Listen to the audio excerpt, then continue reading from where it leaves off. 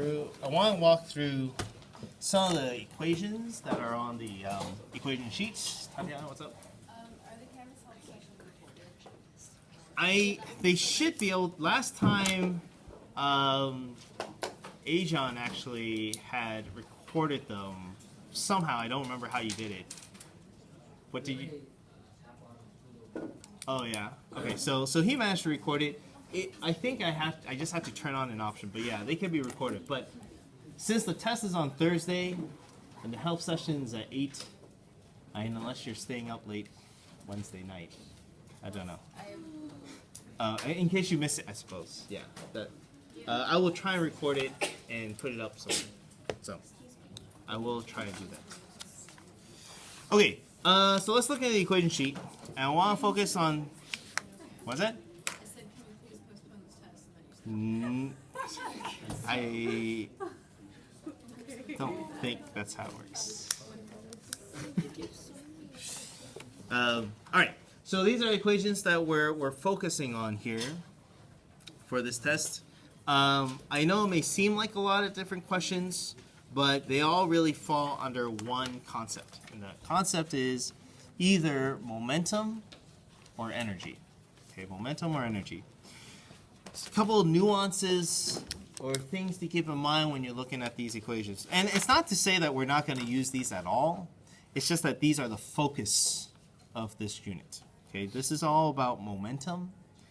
Okay, so your force is the change in momentum over time. Your impulse is how much your momentum changes, the net change. And then your momentum is defined as mv. One of the things that you need to know about these equations, especially these two, is that if your momentum is changing or if you're dealing with momentum at all, you're always dealing with only the net force. Okay, you're not ever going to be working with different combinations of forces. Okay? Or if you are dealing with different combinations of forces, you need to, in other words, find that net force first before you can connect it to momentum. Okay, so for example, if you have just like a box that's just sitting there resting on a table, you can have multiple forces acting on it, and it's not going to move anywhere, which means its momentum's not really changing. And so it's really the net force. If you combine these two and the net force is 0, then your momentum's not changing, right? So you have 0 impulse. It's also worth recognizing that, how do we look at impulse or momentum on a graph? You're looking at the area, right? Looking at the area. That is J, and that gives you the change. Okay.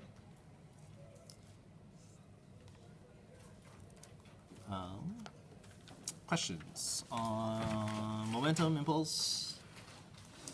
That's pretty much it. I guess the other thing is, it's not really equation-wise, but knowing the conservation of momentum, right? Understanding how this shows conservation of momentum. Conservation of momentum means that your momentum, if there are no external forces, if this is 0, right? If this is 0 on a system, then you shouldn't have any change in momentum, which is very useful. So we talk about collisions, right? When you have a collision and you take the two objects that are colliding as your system, then your momentum beforehand should equal your momentum after. And you guys should have seen that in the collision lab, at least to a reasonable degree of accuracy or precision, that your numbers should have worked out more or less. Okay. So then the other concept that we were looking at was energy and work. Okay, so work we defined as this.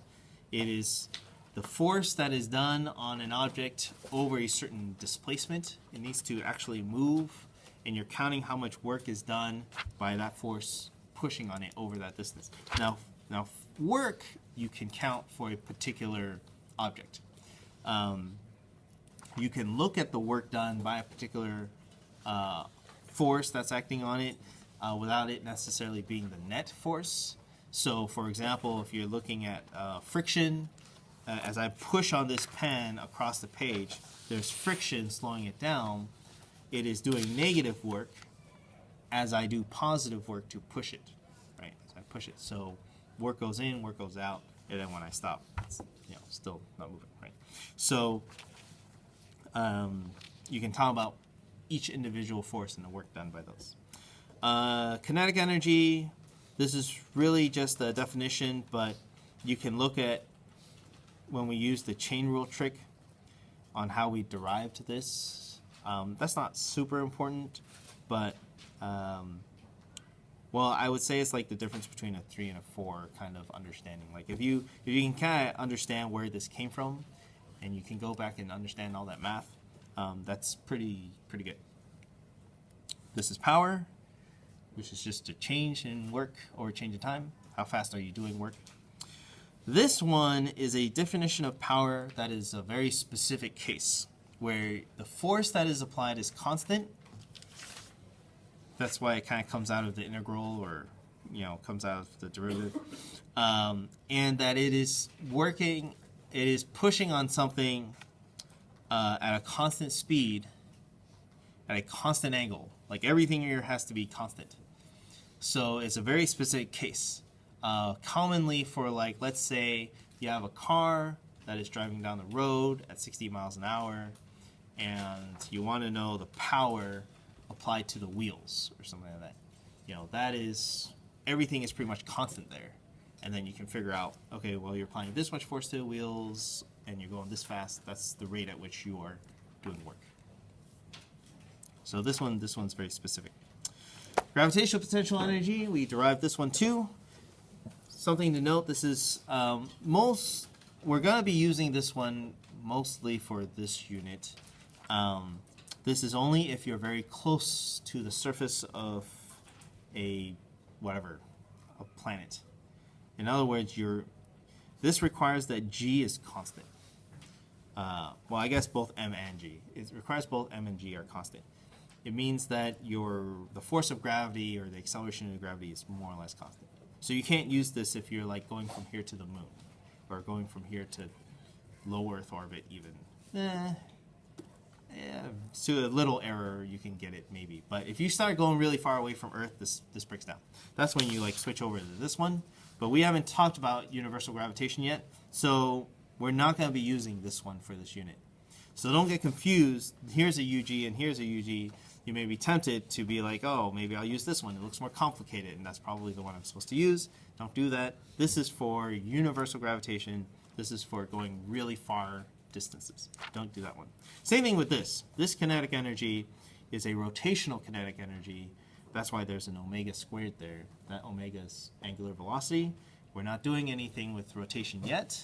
We'll get to that when we get to chapter 12, which is the next unit. So don't confuse yourself. Don't use that one. Use this one. Okay. Lastly, we also talk about Hooke's law, which is the force from a spring. Make sure you understand what the S stands for. That's for a spring. I think, yeah, it actually doesn't tell you in this legend here. So that is for the force from a spring. And so this is the potential energy from a spring, how it's stored, which is based on X. Be careful, this X is the displacement from the equilibrium position. Okay, so it's not the length of the spring. It is how far it is moving away from its resting spot. Okay. All the other ones we won't really be using for this unit. Not explicitly. So, questions on any of these equations, what they mean, what the variables are? I tell you guys, you don't have to memorize them, but if you can memorize them, it makes it a lot easier to do the algebra. If you don't memorize them and you get to a part in an algebra step where you need to use an equation, if you haven't memorized it, it becomes very difficult to know what the next step is, right? It's like trying to solve a puzzle without having all the puzzle pieces. So it helps to know which pieces belong. Okay. So Let me look back at some of the other notes. Oh yeah. So some of the equations that are not on here that you kind of need to know. Talk about the work kinetic energy theorem. Okay, so this is the connection between work and kinetic energy. You can only connect it to kinetic energy if you are looking at the net work. If you take all the forces involved and apply the work done by them, that the result, whatever is left over, whatever is left over will be your change in kinetic energy. So in other words, if you have a net positive amount of work from all the forces acting on an object, then it will gain kinetic energy. Or if you have a net negative amount of work acting on an object, then it will lose kinetic energy and it'll slow down.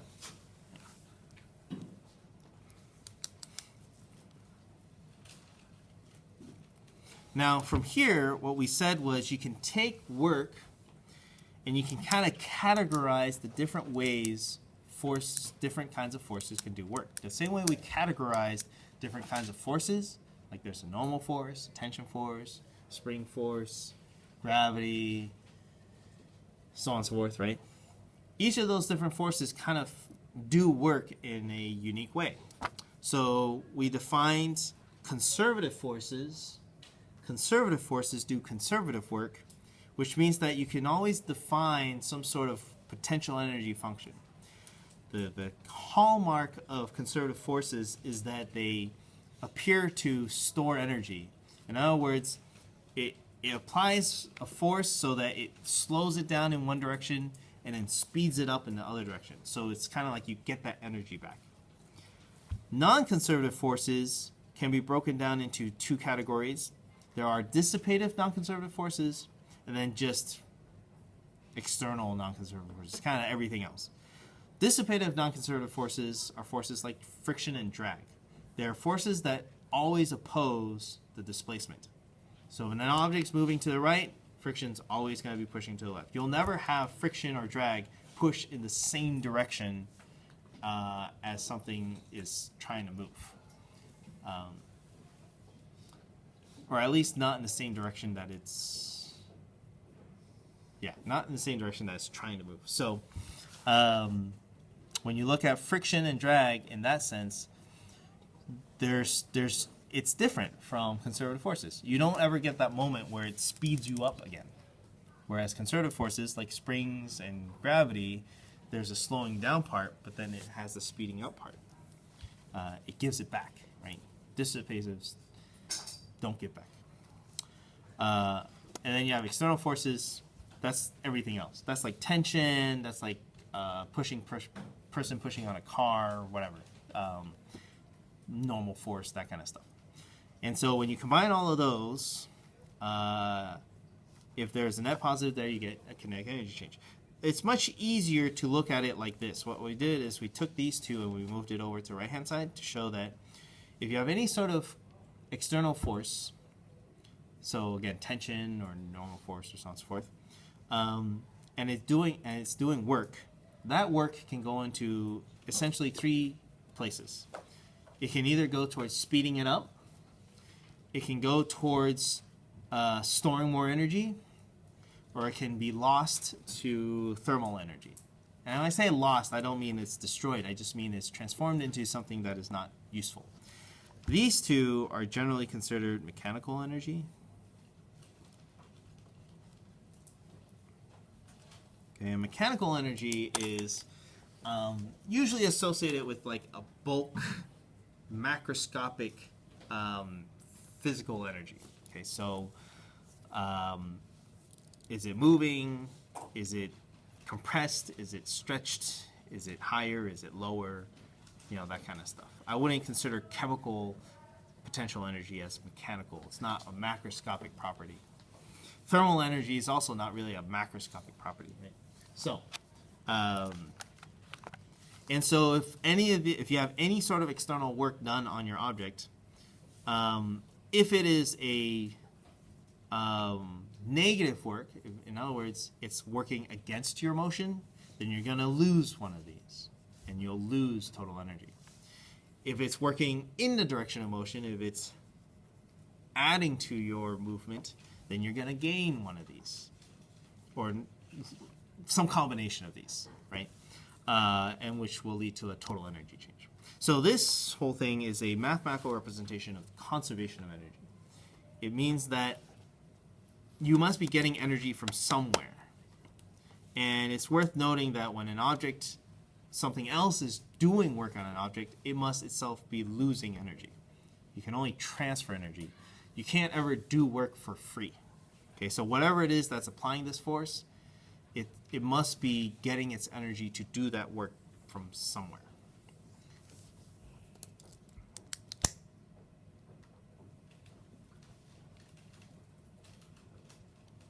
Okay. So one of the ways to visualize this conservation of energy, kind of like with conservation of momentum, although we know that applying a force can change the momentum, it is equally useful knowing when there's no forces that your momentum is the same before and after. So in the same way, you can kind of apply this where if you don't have any external work, like you have some sort of isolated system, like a pen is just falling, or one of the homework problems was the skate park simulation, the PhET skate park simulation. You had a skateboarder that's just like going back and forth with no friction on a half pipe. And the idea is the kinetic energy and the potential energy just keep exchanging. It just keeps going back and forth. So if I were to draw a pie chart of this, this would all be gravitational potential energy, and then when it gets to the bottom, this would be all kinetic energy, and it turns back into gravitational potential energy. It just kind of switches back and forth. If you haven't seen that simulation, you should do it. It's the PhET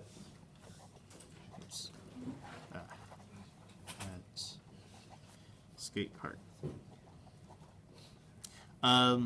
They are, when the PhET simulations first started, they used Java, but for a while now, Java hasn't been particularly well integrated into the different browsers. So if you do Skate Park Basics, that one is coded in HTML5. HTML5 is a lot more friendly.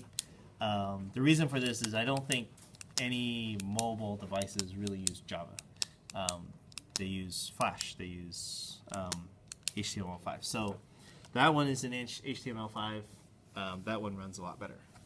So when it goes back and forth, one thing to note is that if you look at the total energy, even though the kinetic and potential are switching back and forth, your total energy is pretty much going to stay flat the whole time.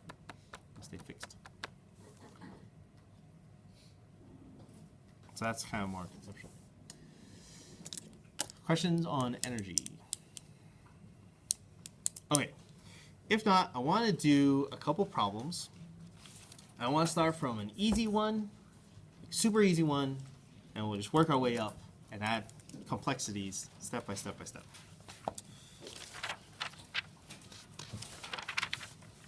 Okay. Let's start with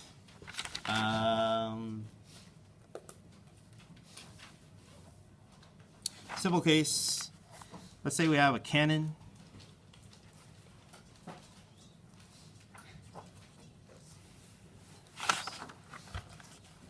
My pear-shaped cannon. That's a cannon.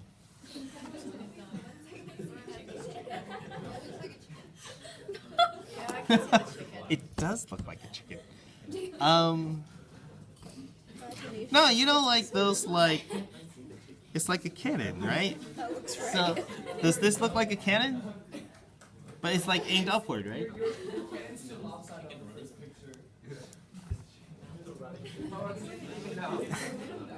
Okay, it's essentially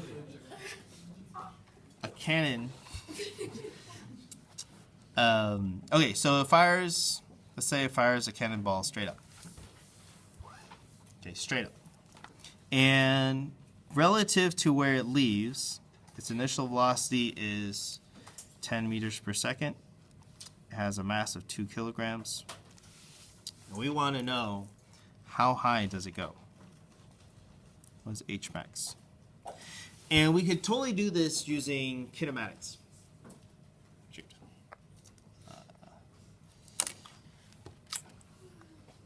We could do this using kinematics, but let's try and do it using energy.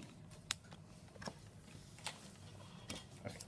So, to do it with energy, we're looking at, first let's make sure it is a isolated system. What I mean by that is there are no external forces that are non-conservative, there are no external forces that are dissipative, so we would have to say, let's assume no drag. Right, that gets rid of that dissipative force.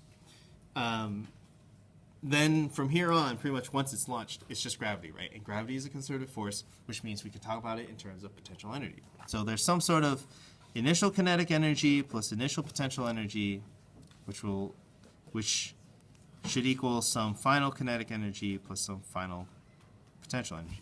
Now, the way I wrote this is different from the way I wrote this, but it is essentially saying the same thing. Okay, here I'll show you the logic here. If you have no external work, there are no external forces, right? If this is true, that you only have potential energies and you don't have any other kind of other external forces, then this is essentially a final minus initial plus a final minus initial, right? Which means you can move the initials to one side and have the finals on the other side.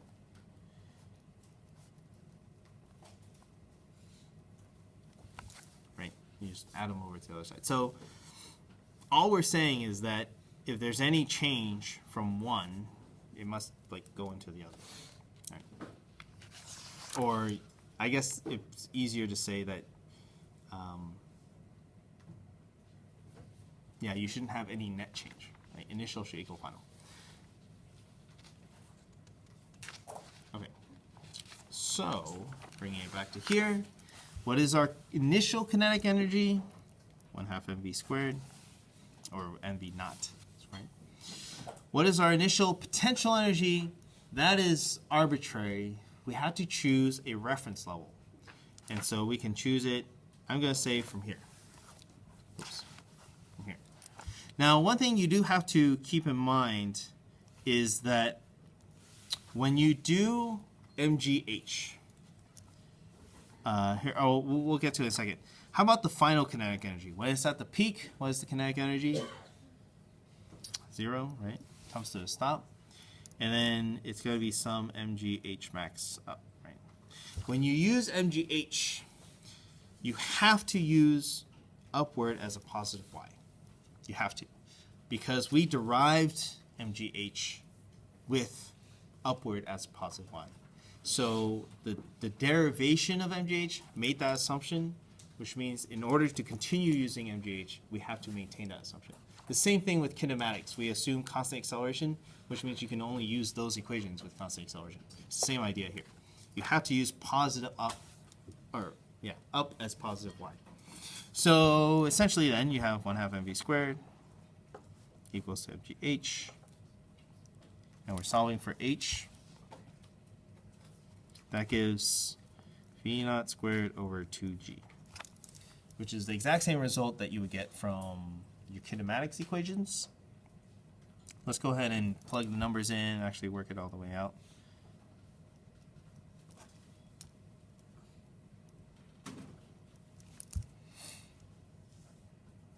And that gives 5.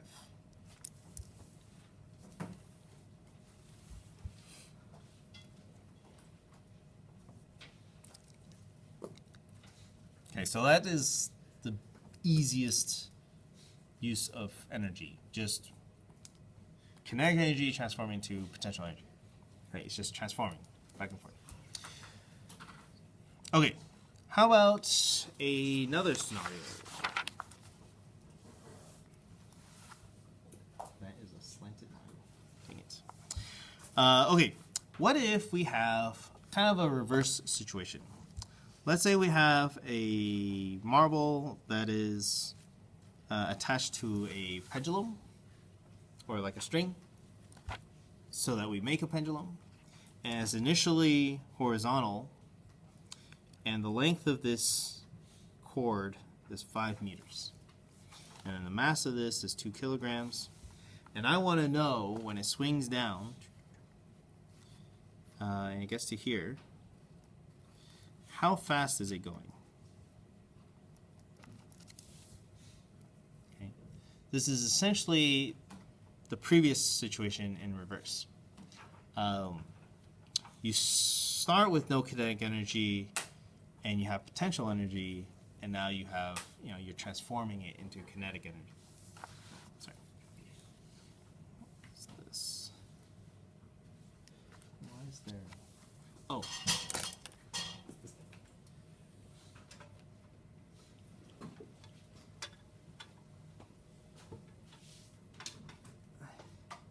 Okay. So we're gonna do the exact same approach. Initial kinetic energy plus initial potential energy equals final kinetic energy plus final potential energy. Our initial kinetic energy, if we just drop it, you just release it, it's 0. Now, how do we decide what the potential energy should be? Again, we have to choose some sort of reference level. Now, the biggest mistake that students always make is that they are inconsistent with their reference level. In other words, as they do a problem, sometimes they choose it down here, sometimes they choose it up here, and then they start mixing those numbers together. You cannot mix potential energies of different reference levels together. Okay, you have to, once you pick where 0 is, everything needs to be calculated from that spot as 0. Okay, so in this case, just for practice sake, I'm going to choose this as 0. Okay, 0. Or I'm going to say this, U equals 0. Okay, I'm going to use that as my 0 potential energy. I still have to use up as positive Y. Okay, which means that initially I have 0 potential energy and I have 0 kinetic energy. Now that may seem really weird because that's like saying I have 0 energy whatsoever. Why should anything happen? But it's all relative. Okay, it's all relative. Your potential energy, it's not so much about what the energy actually is, it's more about how it's going to change. So my kinetic energy afterwards is going to be 1/2 mv squared. And my potential energy afterwards is mgh.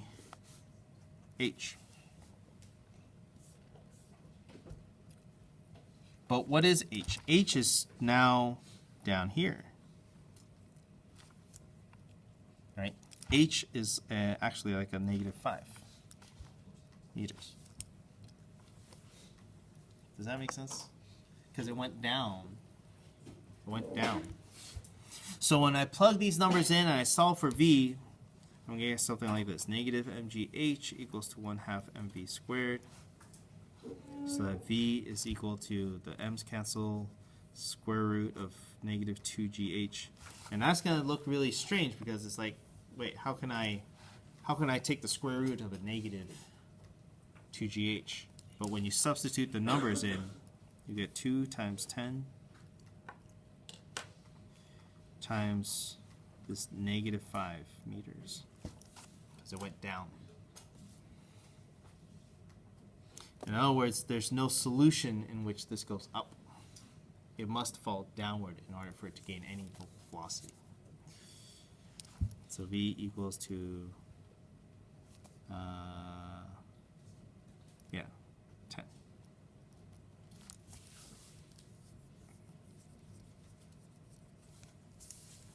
Oops. So it's pretty much a mirror situation, but notice that this one shot straight up and this one fell at in a curved path. But as long as the forces acting on this,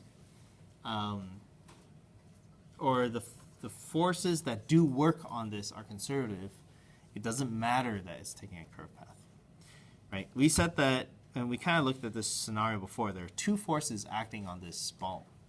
There's gravity down, and then there's tension. But we said that the force of tension is always perpendicular to the displacement. That's just the nature of this kind of circular motion. That's how, well, yeah, the way this arc works. Which means that this tension never actually does any work. It may accelerate it, it does a force, it applies a force on it, it's changing its direction, but it's never actually speeding it up. Only gravity is speeding it up. And so that's why we can do this. If at any moment, okay, if at any moment this hinge or this pivot started moving, accelerating, and started tugging on the string and tugging the rope and ball so that it started like not just swinging but also translating, then this would no longer work. Now you have external work, you have all this other stuff to account for. Okay. Questions on that one? Pretty straightforward. Okay. So next, more complicated problem. Let's say you have a ball or a potato.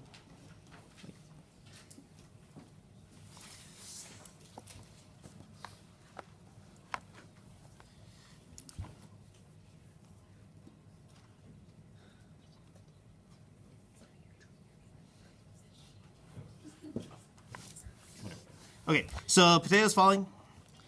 You drop it. Okay, let's say you drop it, and you're trying to drop it onto a spring.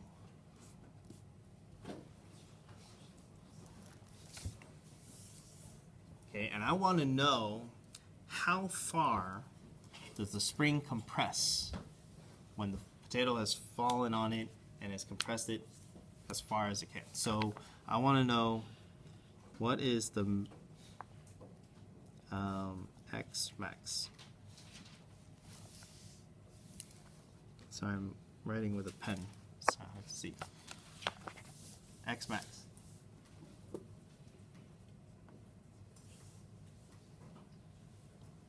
Okay, I'm just dropping it, right? Very reasonable problem. How far does it compress? So a couple things we need to know. Let's say the mass is 2 kilograms. Let's say the spring constant is 100 newtons per meter. And there's so many variations of the way they can ask this question. Maybe they tell you how far it compresses, and then you have to calculate the spring constant. Or they give you the spring constant, and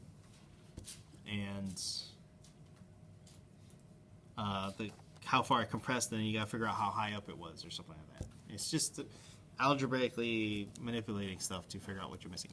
But, so if you look in here, now what kind of energies do we have? We have gravitational potential energy, because it starts high. It starts to fall, so there's kinetic energy. And it starts to compress, so now you have a spring potential energy too. So that means that if outside there's no other forces involved, if there's no drag, those are all conservative forces that are involved. So we can say something like this. Initial kinetic energy plus initial gravitational potential energy plus an initial spring potential energy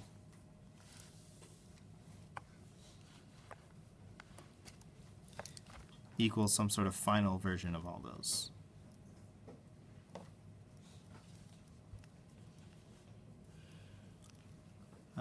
Shoot, this is a G and this is an F. Right? You just have initial and then you have final.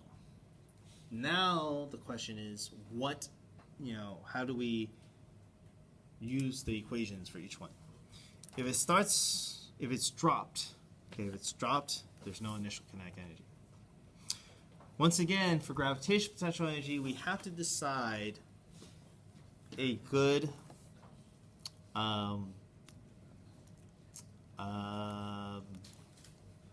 reference spot, right? Let's use here. I'm going to say the top of the spring is when potential energy of gravity is 0. I think that's pretty reasonable. Okay. So there's going to be some height where it's released from.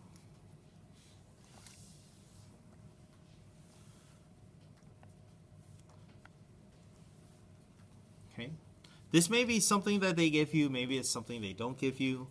Regardless, this can be an intermediate variable that you use to kind of set up your equations. But you're going to have some sort of mass times gravity times height. That's where it starts in terms of gravitational potential energy. And there is no spring energy. It's not compressed yet. Okay, what happens once it is compressed? Notice that in every one of these problems, whenever you're dealing with energy, and oftentimes when you're dealing with momentum too, is you're looking at some sort of initial state and final state. Before something happens, after something happens. Before it's dropped, what is everything? And then after it's compressed all the way, what do you have? So what is the kinetic energy when it is compressed to the maximum amount?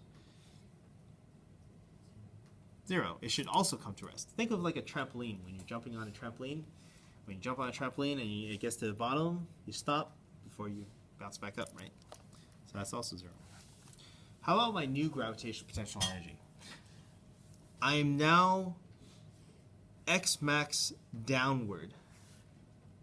I'm x max downward, which means I have a negative gravitational potential energy in that direction. So it's like an mg negative x max. Right, I've gone downward that much. And then I also have a spring potential energy, 1/2 k x max squared.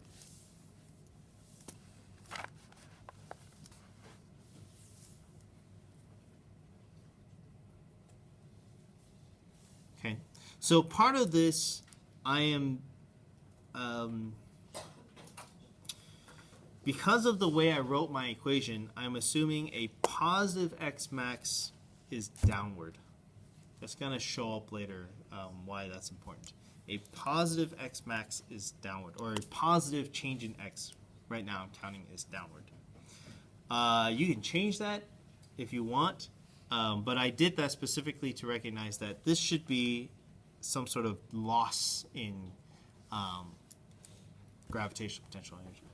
Okay, so just make sure, however you do it, you're being consistent. And then I'm solving for x max. What I have here is essentially a quadratic equation. So you'll have 1/2 k x max squared minus mg x max minus mg h equals 0.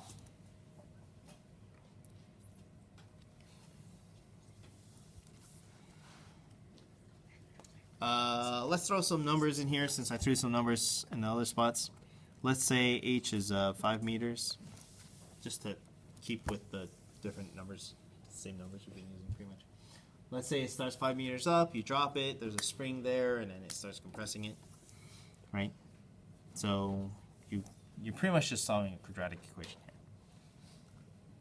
here. So x max equals mg plus minus the square root of m squared g squared plus, let's see, 2 kmg h. Right? This is your A. This is your A. This is your C. 4AC. All over K. Now you don't have to do this symbolically. If you want to just plug in all the numbers, you could totally do that. So this would be like 50 x max squared minus 20 x max minus 100 equals 0. You could do that too. I'm using G as 10, just to keep things simple. Or you can make this even smaller, right? Divide everything by 10 gives the same answer.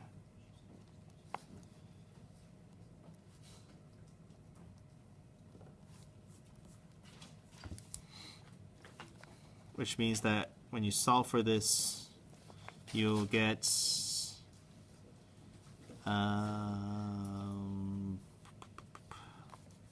2 plus minus the square roots of 4 plus 200 all over 10.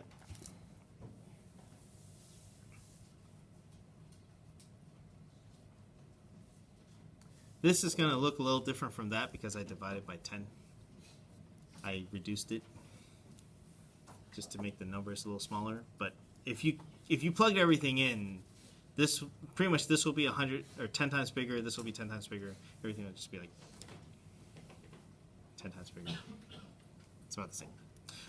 One thing I do want to point out that's kind of interesting is this is a quadratic equation, right? Which means that when you do plus or minus, there's going to most likely this square root of 204 is bigger than 2.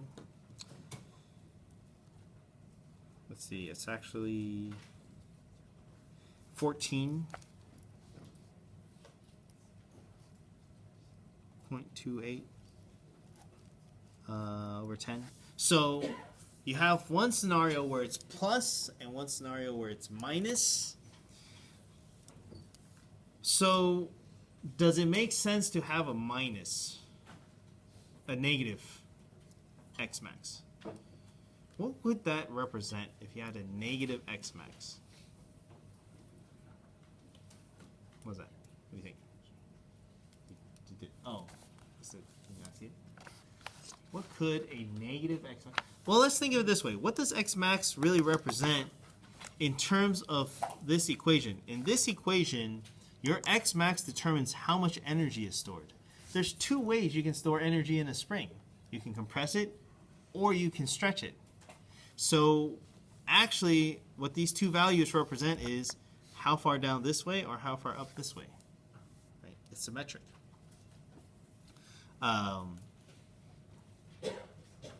This one likely won't exist though because it'd be weird to hit and it stretches towards it. So you'll probably want the positive version of this because we assumed a positive X max is a downward direction, right? But all it's saying is that if you want to store the same amount of energy in the other direction, you would have to go up a certain amount. Okay. So this is how your spring potential energy can play into this. Any kind of question where, for example, I say like, let's say I have a box and I shoot it towards a spring horizontally. You should be able to figure out how much the spring compresses. Or maybe I have a spring that is launching a ball upward. You should be able to figure out how high it can go or how fast it can go based on how much I compress the spring. All those different kind of things, you really want to use energy. You don't want to use force. You don't want to figure out, you don't want to use Newton's or Hooke's law to figure out the net change in impulse from the spring pushing on it over a range of positions. That's really hard. There's no way. It's so much easier to just look at how much energy you had, and then it turns into kinetic energy or something like that. Makes it a lot easier. Okay. What time are we at?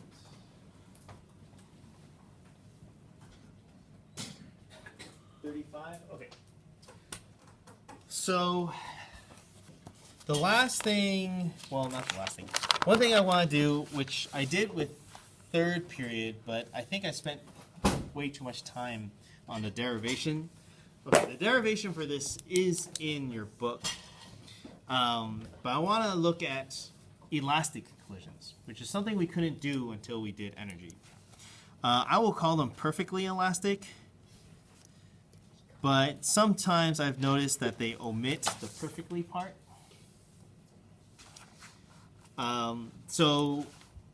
I guess the way I wrote this, so I'm gonna let's put this one over here, whereas let's have inelastic over here, or perfectly inelastic, because it's important for you guys to understand the meaning. Sometimes on the AP exam you'll hear it's just, or you'll see it write only elastic, but it probably means perfectly elastic. Or if it says inelastic, it probably means perfectly inelastic. Perfectly inelastic means you have one object, like a ball, shot into a container, and then afterwards they are moving together. Right? And this has some mass, and this has some mass, and now they're stuck together. That's usually what inelastic means. What perfectly elastic means, it has a very specific meaning, is that, let's say you have two objects, m1, m2, some initial velocity of 1. They collide, and now they're both moving. So this is v final 1, v final 2. This is m1 still, this is m2. Perfectly elastic means the kinetic energy before is equal to the kinetic energy after. The sum of the kinetic energies before must equal the sum of the kinetic energies after. That is a very specific scenario. What it means is that in this collision, when they hit each other and they bounce off of each other, there is no energy lost in that collision. Okay, you'll see that everything in between, any collision fits somewhere between these two extremes. In the one extreme, a perfectly elastic collision means that you essentially have two objects that hit each other with no bending whatsoever, perfectly billiard ball kind of impact, right? Like the kind you would assume for an ideal gas, right? An ideal gas assumption is there's no loss when particles run into each other. That's what you're looking at with perfectly elastic collisions. Perfectly inelastic is the complete reverse. You have completely lost, well, I wouldn't say you've completely lost your kinetic energy, but there is no rebounding whatsoever, right? They are stuck together. They're stuck together. So we never really analyzed kinetic energy for this case, and I want to do that. In both cases, momentum is always conserved. You cannot unconserve momentum because that would violate Newton's third law. So momentum is always conserved. So here m1 v naught will always equal m1 plus m2 v final. Right? Let's analyze kinetic energy for this case. The kinetic energy beforehand, kinetic initial, is 1/2 m1 v naught squared. And then the kinetic energy after is 1/2 m1 plus m2 v final squared. It's very tempting to say that these should be equal, but they are not. And I'll prove it to you. Let's solve for velocity here, and then we'll substitute. So v final will be m1 v naught over m1 plus m2, and we're going to substitute. If we substitute, we get the following result. 1/2 m1 plus m2 times m1 v naught over m1 plus m2 squared. That's the substitution, right? Okay, so let's square it out. One of these m1 plus m2s is going to cancel with this m1 plus m2. So we get k final, it's 1/2 m1 squared over m1 plus m2 v naught squared. Sorry, ignore this part. Okay, double check my math. m1 squared, that's right there. m1 plus m2 squared cancels with one of those, so you have one of them left over. v naught squared. So compare this to that. The 1/2 is there, the v naught squared is there, it's the middle term. How does m1 compare to m1 squared over m1 plus m2? Well, consider the extreme case when m2 is 0 or near 0. It's very, very small. If m2 is very, very small, then m1 squared over m1 is just m1, right? So when m2 is the smallest possible, they're equal. But what happens when m2 gets bigger? As m2 gets bigger, this value gets smaller, right? This gets smaller, which means that m1 will always be bigger than this, or equal to. Which means that your initial kinetic energy will always be greater than or equal to your final kinetic energy. So you can mathematically demonstrate that since momentum is conserved, if you analyze the kinetic energy before and after the collision, you will always lose kinetic energy in an inelastic collision. You must. You must. Okay.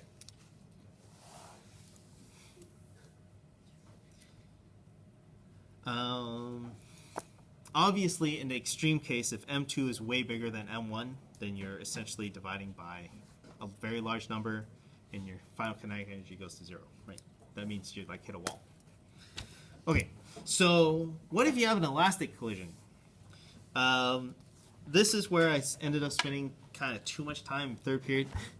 Feel bad for third period because they're always my guinea pig class, but the book goes through this derivation. If you go to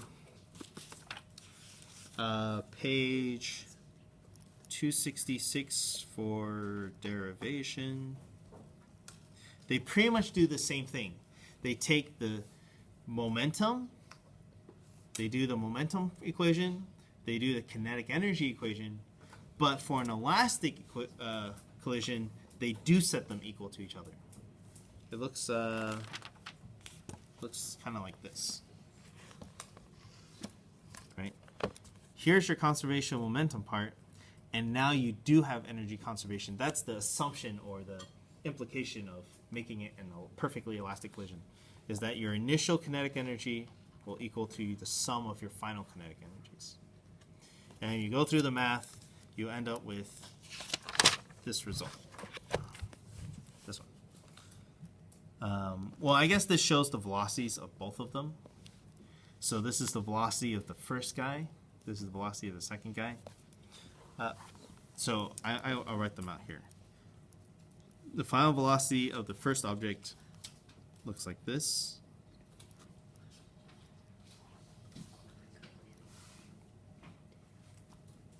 And the final velocity of the second object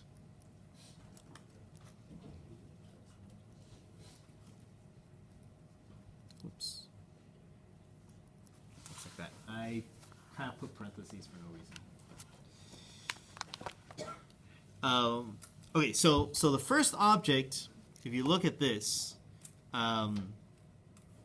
this will always be less than 1, which means it will always slow down in a perfectly elastic collision. By how much will it slow down? Well, it depends. If I like to look at this in the limit where the mass is, you're comparing M1 to M2. So let's look at what happens to V final 1. In other words, what happens to the first object? If M2 is much smaller than M1, then its velocity shouldn't change, right? If you look at what happens to this equation, if M2 is much smaller than M1, that's like M1 minus 0 and M1 plus 0.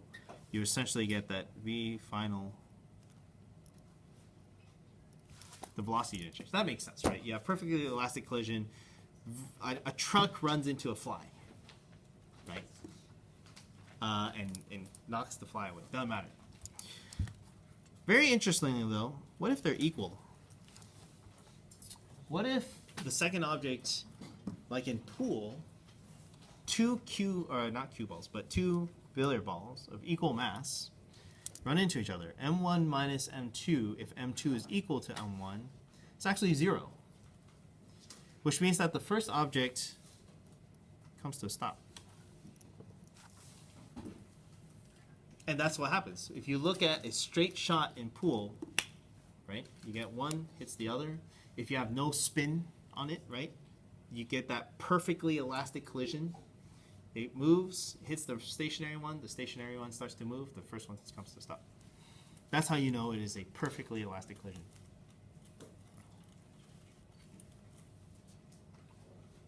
Okay. And then the other limiting case is if M2 is much greater than M1. Then, let's see. You essentially get negative M2 over M2, which means that you essentially get V final 1 is equal to negative V naught 1. And that should make sense too. What kind of collision is that? That's like a tennis ball hitting a wall. It bounces back. Perfect recovery of velocity in the other direction. Right?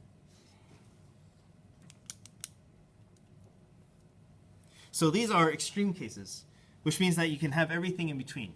You go from no change in velocity until a point where it comes to a stop and the other object takes all the energy to the point where the other object doesn't take as much energy and you actually get reflection, right? So as M2 starts to get larger than M1, you start getting reflection. The object starts bouncing back.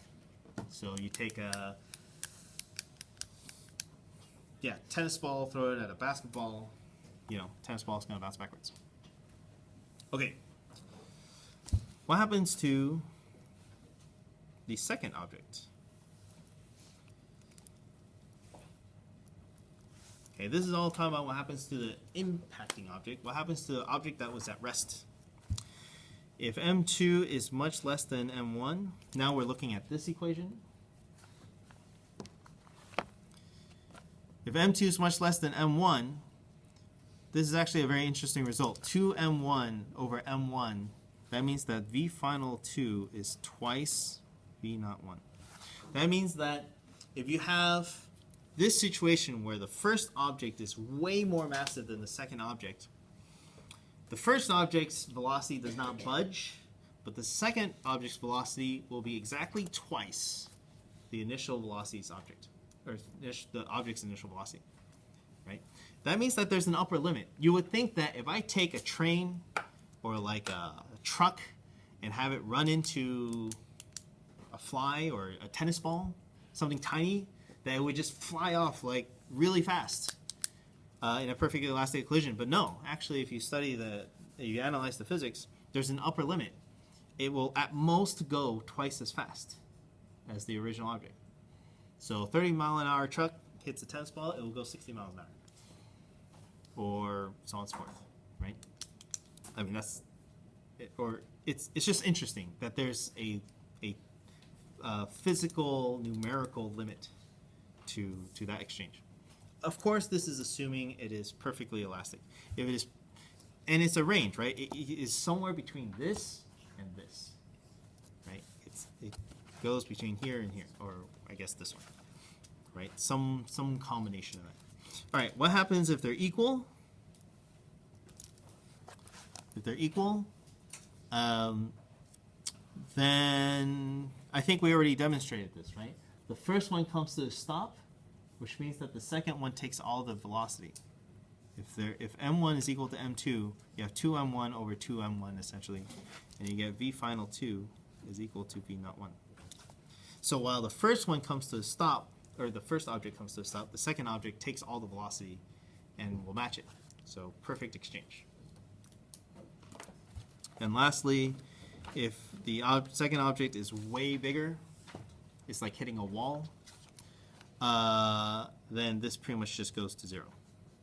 Right? If M2 is way bigger than M1, then you have something small divided by something big. V final 2 is essentially 0. These are the limiting cases. It's really interesting a lot of times taking these physics equations and looking at what happens when they get really, really big or really, really small, or kind of these limiting cases. Okay. Okay, so this is all perfect elastic collision.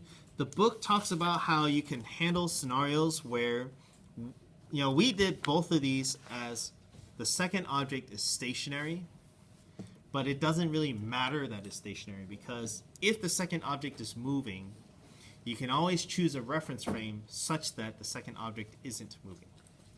In other words, if I have a ball that is going at 30 miles or meters per second, and it runs into another ball that's going at 10 meters per second, it's the same as a ball going at 20 meters per second running into a ball that's not moving. It's the same thing. Right? So you can do your relative velocities, and their kinetic energies will be in that kind of same relative amounts and so on and so forth. It's all the same. Okay.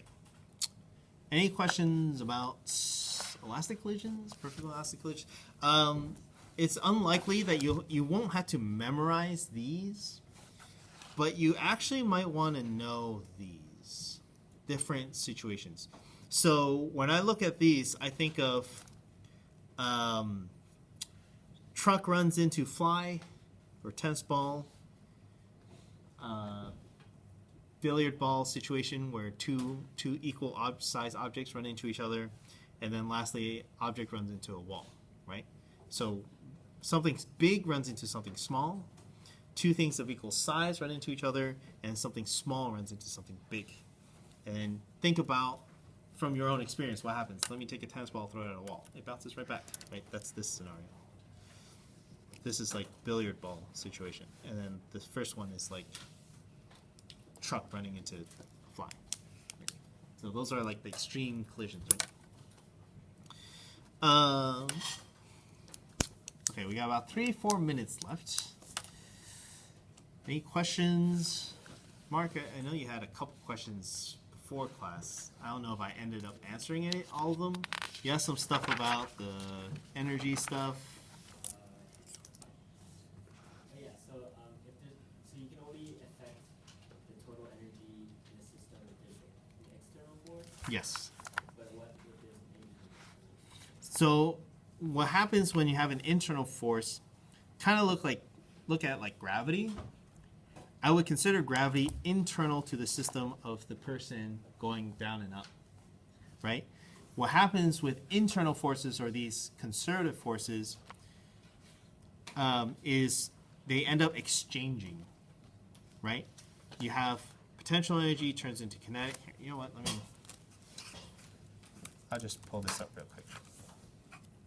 It's a really nice simulation.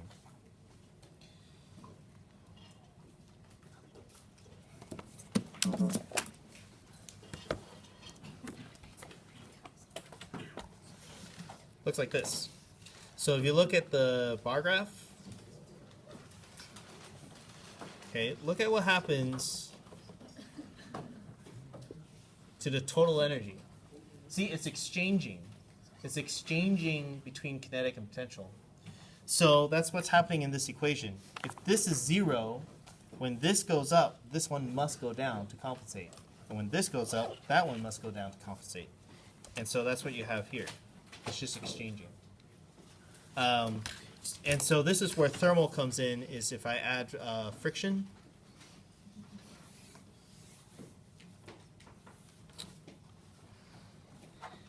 Look at what happens with friction. Oops. It starts, you're dissipating energy, but it's still internal. So in other words, as it builds up, it must be taking it away from the other pieces, right? Or it's not internal, but it's not an external force. Instead of putting it in the category of external forces, we can put the dissipated force in its own category. We call it thermal, right? And you can even do like, right. Okay. Do you have any more questions? Just let me know. Email, whatever.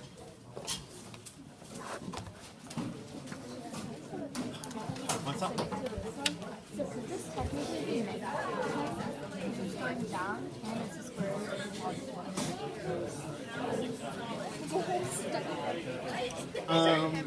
So no, because the way we did the math here, right? If this is gravitational potential energy, then you get the square root of negative 2gh. Yeah. In order to keep this becomes positive when h becomes negative, and it becomes negative when h is positive. That means that there is no solution for velocity where it goes upward. Oh, it's the velocity. If h is to be positive, you have v, which is the square root of a negative number, which means there's no solution that exists where it just goes up. And only a solution exists if it goes down. Do you have your old notes from last class? Sort of. There's this stuff. But what ended up happening is actually 7th period, Nathan recorded me doing it on the whiteboard. I was going to upload that video. Okay. I don't know if you guys are just going to. Well, I mean, just keep going. Wait, Got some. Okay, so I'm thinking of making t-shirts for the chess players. And what do you think of the slogan, chess players make? Get it? I don't know. That's cool. Appropriate. I mean, it's not. But it's not explicit, you know? It's just the innuendo of it. I don't think innuendos are necessarily. I'll put it this way. If you make these shirts Yeah. and Franco does not approve, I can't promise that I'll go to that. That's a good point. I'll talk to Buck about it and see what he thinks. Okay, if he's willing to support you on this, go for it. But I'm pretty sure Franco will not be okay with I can just pretend like I didn't know. I'm just like, I'm just saying that we're better at playing chess. I don't get it. it. Hey, Mr. Bad. Yeah. Can I ask you a recommendation letter? For what? Oh, I do. That one's pretty competitive, isn't it? Yeah, that's fine. The problem is, I find it very difficult to write recommendations for students that have Yeah, I this know, year. but like all my teachers that I would normally ask like Retired? retired. Yeah, so- so Warner and Ivy, I guess. Yeah. Heinrich, have you had AP Chem? You don't want her recommendation? I mean like all the like seniors are asking her. She's Oh, like, yeah. Okay, so she's like super busy. Yeah. I I feel bad asking because like that's I've known you fine. for like 2 months, so Mhm. It's not due until like January. January, February, something like that. That's fine. So send me an email. Yeah, if you need anything. Send me your resume. What can really help too is usually these PSI, whatever internship kinds of things will always ask, what makes this student stand out? Something along those lines, right? So if you can write like a paragraph or 2 essay, just being like, what makes me stand out? Why am I different from every other student who's got a 4 point whatever GPA? Okay. Because it's hard for me to answer that. Yeah. Okay. I mean, I can add some things, but it's nice. Yeah, you can add something. So, like, I mean, what do you do outside of class? Do you do a lot of volunteering, or do you, do you? I don't know what you. I don't know what you do. Do you do band? No, I have no idea. So, that is useful information. Yeah, that's fine. Thank you. Sure. What's up? Hey, I wanted 2 questions. Is this good enough handwriting, or would you like me to do it online? No, that's okay. It's just some people have some like super cursive. Yeah, and one of the things, I don't know if that was enough background information because I wasn't here, so I didn't know exactly, like, Nah, it's good. okay, Yeah, it's fine. cool, my Yeah. name's on it. Thank you. What's up? Hey, Mr. Beck. So, I was applying for this science and engineering apprentice program. So, I was wondering, you don't have to write a recommendation. I was just wondering if I could list you as a reference. What does that mean? Just like they'll contact you if they feel like following up on the application.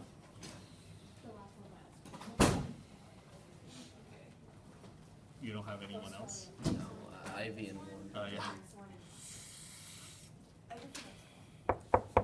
I'm trying to remember if you're doing particularly well in this class. I have a 3.8. Okay. Yeah. That's not 4s bad. and everything. Sure. Alright, thank you. Yeah. No worries. So for